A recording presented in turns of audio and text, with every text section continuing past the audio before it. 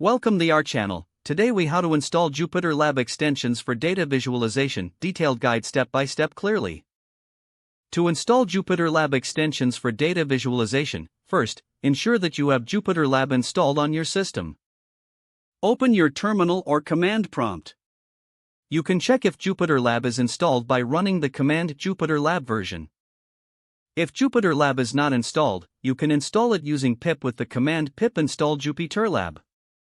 Once you have confirmed that JupyterLab is installed, it's time to decide which extensions to add for data visualization. A popular extension for data visualization is JupyterLab Plotly.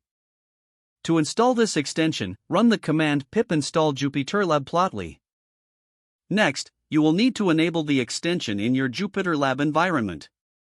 To do this, run the command JupyterLab extension install JupyterLab Plotly. JupyterLab will install the extension and its required dependencies. You may also want to install the JupyterLab widgets extension for additional interactivity. To do this, run the command pip install ipwidgets. Then, enable the widgets extension by running JupyterLab extension install at JupyterWidgets/JupyterLab Manager. After installing the necessary extensions, you'll want to test if they are functioning properly. Launch JupyterLab by executing JupyterLab. Once JupyterLab opens in your web browser, create a new notebook. Inside the notebook, try importing Plotly with the command import plotly.express as px. Create a simple data visualization using Plotly to ensure everything is set up correctly. If you see the visualization render in your notebook, the installation was successful.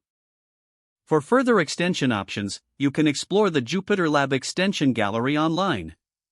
Consider experimenting with other popular visualization libraries like Matplotlib or Seaborn as well.